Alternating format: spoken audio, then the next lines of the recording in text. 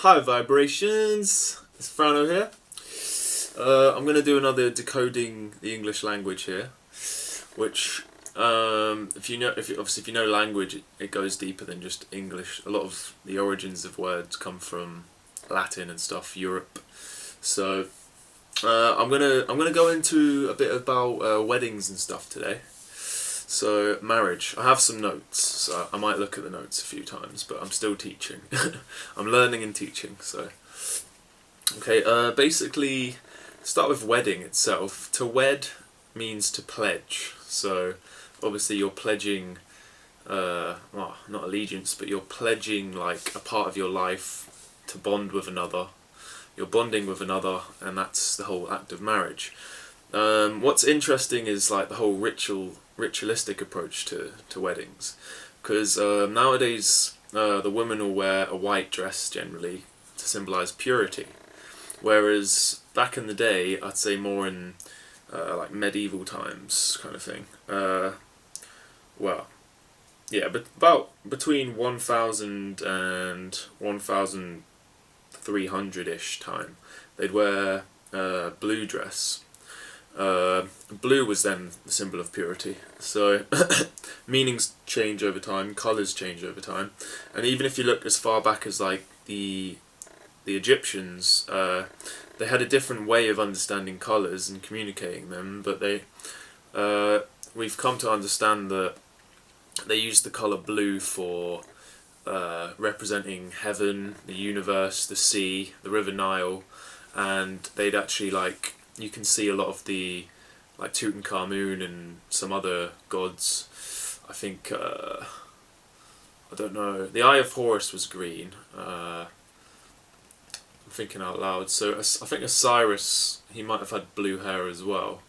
They have like blue hair and blue beards because this is like the Egyptian blue, they call it. It's a very well, it's quite a difficult process to get that colour. They had to bond together different materials in certain ways and stuff. So yeah, that's like blue, white. Alright, weddings we've talked about a little bit.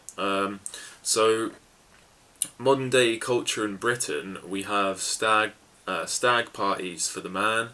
A stag comes from the Norse, the Old Norse, like Norway, European term was like a group of male foxes, dragons, tomcats. So obviously dragons is a bit mythical. Tomcats is nice because it's like it shows how almost like a wildcat turning into a tomcat as a man is wedded into a marriage where obviously there's responsibilities and change within anyone's life if they're actually committing to a marriage properly. Obviously some people don't commit to marriage and some people don't do traditional weddings, and I think that's becoming more and more of a theme of the modern age. So I'm going to move things forward. So that's a stag night. In America you call it a bachelor night, I'm sure, if you're listening in from the States. So the bachelor night, which comes from literally knight bachelor. The old knight bachelors were the training knights that used to use wooden swords before they could use the metal swords and go obviously to battle. So yeah, that's kind of symbolic of like a bachelor's degree is an undergraduate degree, we call it, before you get your master's here, and I don't know what you call it in America for that, PhD maybe. Yeah, moving on. So a hen party is what the women's equivalent of a stag party was.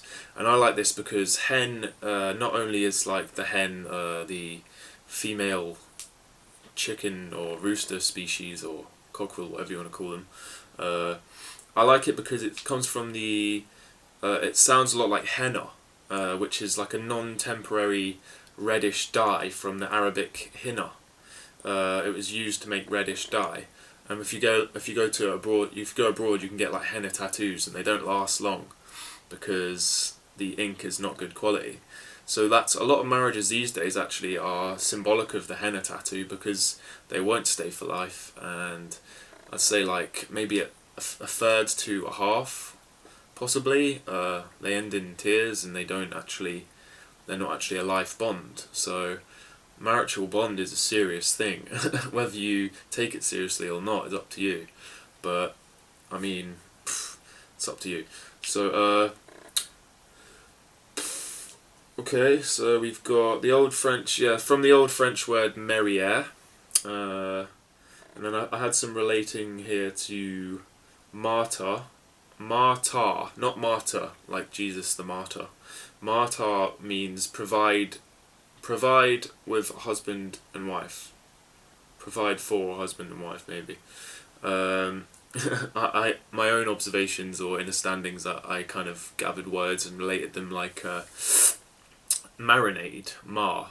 Well, mare is the sea, but let's talk about marinade, because that takes a long time. When you're marinating something, it takes a long time for it to actually come into fruition, which you could say is like a relationship before a marriage, or relationships while the marriage is going on. It's marinating.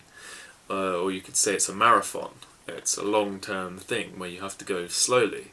You can't go too fast with it, because that's a sprint. And that's a short race. If you want a short relationship, then do things really quickly. I'm sure you'll realise you'll get sick of each other, and you won't have room for growth there, perhaps, if you go too fast. So maritime is different. This is mare with the sea.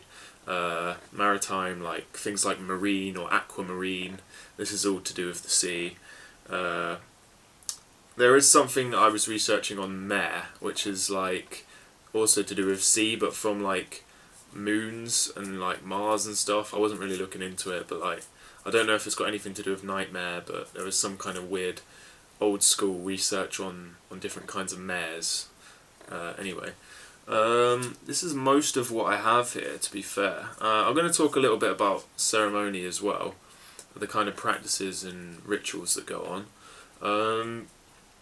Yeah, I mean, wedding, you could compare to the word Wednesday, which comes from either Woden, an old Germanic god Woden, wode, similar, which was basically, he was the guy that apparently created man and woman from an ash tree and something else.